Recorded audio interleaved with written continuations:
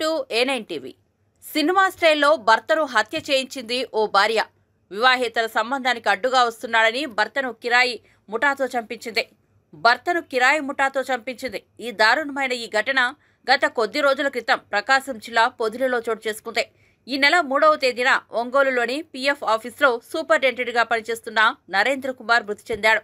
నరేంద్ర కుమార్ మృతిపై అతని తల్లిదండ్రుల ఫిర్యాదు మేరకు పోలీసులు దర్యాప్తు చేపట్టగా సంచలన నిజాలు వెలుగులోకి వచ్చాయి. ARSP దామోదర్ ఈ కేసు వివరాలను వెల్లడించారు. PF సూపరింటెండెంట్ నరేంద్ర కుమార్ను భార్య హత్య చేయించిందని తెలిపారు. అక్రమ సంబంధానికి అడ్డుగా వస్తున్నాడని 2 లక్షల సుఫారీ ఇచ్చి భర్తను కిరాయి ముఠాతో హత్య చేయించిందన్నారు. నరేంద్ర నిద్రిస్తుండగా నిందితులు అతని మెడకు తాడు బిగించి హత్య చేశారని, అనంతరం ఉరివేసుకుని ఆత్మహత్య చేసుకున్నట్లు చిత్రీకరించారని తెలిపారు. నరేంద్ర కుమార్ మృతిపై తల్లిదండ్రులు ఫిర్యాదు చేయడంతో అసలు విషయాలు బయటపడ్డాయన్నారు. నిందితులు 6గురిని అదుపులోకి తీసుకున్నామని తెలిపారు. కాగా ఈ మధ్యకాలంలో వివాహేతర సంబంధం కోసం భార్య భర్తను చంపడం, భర్త భార్యను చంపుతున్న ఘటనలు ఎక్కువగా అయ్యాయి. అధికారులు నిందితులపై కఠిన చర్యలు తీసుకోకపోతే ఇలాంటి ఘటనలు మరింత పెరిగే అవకాశం కనిపిస్తోంది. ఇది మర్డర్ కేస్, పొదిలి టౌన్లో జరిగినటువంటి మర్డర్ కేసు. ఇది second night and third morning జరిగింది ఈ మంత్. ఇది వెంకట నరేందర్ బాబు అని PFలో ఇన్స్పెక్టర్గా పనిచేస్తారు. ఆయనకి ఒక 7 years బ్యాక్ మ్యారేజ్ అయింది. ఒక బాబు, పాప, 5 years బాబు, 3 years బేబీ అమ్మాయి ఉన్నారు. ఇతను పొదిల్లో నివాసం ఉంటున్నారు. ఎదురింట్లో రీసెంట్గా ఒక 8 months బ్యాక్ శశికుమార్ అనే ఒక వ్యక్తి రెంట్కి రావడం జరిగింది. ఈ యొక్క నరేంద్ర బాబు యొక్క వైఫ్ లక్ష్మీప్రియకి వాళ్ళకి ఆ శశికుమార్ అనే వ్యక్తికి పరిచయం ఏర్పడడం, ఆ పరిచయం ఇల్లీగల్ కాంటాక్ట్గా మారడం జరిగింది. సో ఇందులో భాగంగా నరేంద్ర చనిపోయినటువంటి ఈ యొక్క నరేంద్ర బాబు ఐడెంటిఫై చేసి ఈ యొక్క శశికుమార్ని అలాగే వైఫ్ని కూడా దండించడం జరిగింది. ఒకసారి కొట్టడం కూడా జరిగింది ఇద్దరిని. ఆ సందర్భంగా పెద్ద మనుషులు ఇన్వాల్వ్ అయ్యారు. సరే ఇంకొకసారి తప్పు చేయమని చెప్పి ఆ ఫోన్ కూడా, అమ్మాయి దగ్గర ఉన్నటువంటి ఫోన్ కూడా తీసేసుకోవడం జరిగింది. చనిపోయినటువంటి నరేంద్ర కుమార్ భార్య దగ్గర ఫోన్ తీసేశారు. తర్వాత ఇతను మరలా వీళ్ళు మాట్లాడుకునే దానికి ఈ యొక్క శశికుమార్ అనే వ్యక్తి మరలా ఒక ఫోన్ ఈ అమ్మాయికి సీక్రెట్గా కొనివ్వడం జరిగింది. మళ్ళీ మాట్లాడుకునేవాళ్ళు. ఈ విషయం మళ్ళీ నరేంద్ర కుమార్ తెలిసి వీళ్ళు రెగ్యులర్గా గొడవలు పడుతూ ఉండేవాళ్ళు ఇంట్లో. సో ఒకరోజు నరేంద్ర కుమార్ సీరియస్ అయ్యి సందర్భంలో మీ ఇద్దరిని చంపేస్తాననేసి అతను కోపంలో అనడం జరిగింది. సో ఈ లక్ష్మీప్రియ దీన్ని సీరియస్గా తీసుకుంది, అతని భార్య.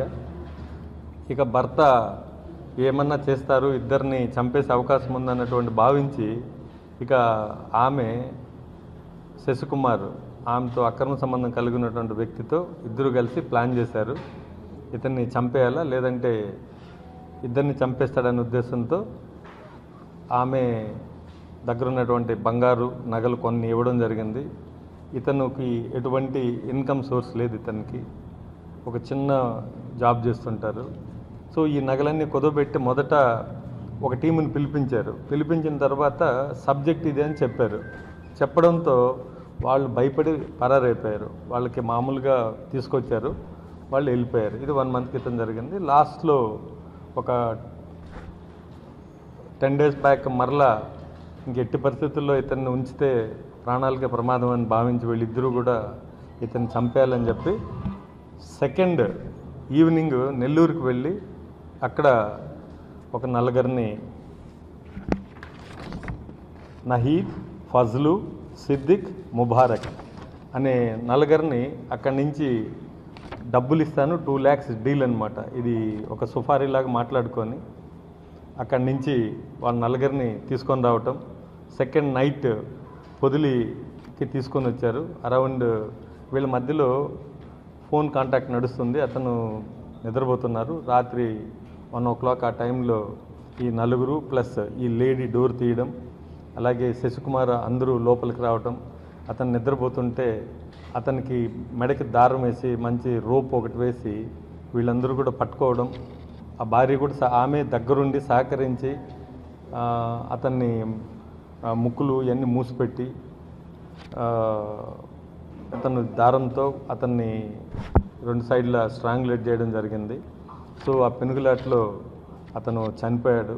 ఆ అమ్మాయి మరలా ఇతను బతుకున్నాడా లేదా అనేసి అతి క్రూరంగా ఇంకా బతుకున్నాడని చెప్పి భర్త బతుకున్నాడని చెప్పి మళ్ళీ చెప్పి మరలా క్రూరంగా అతన్ని చనిపోయిన తర్వాత కూడా మరలా లాగి అతన్ని కాలుతో తొక్కడం గొంతు మీద ఇలాంటి దారుణానికి పాల్పడింది ఈవిడ.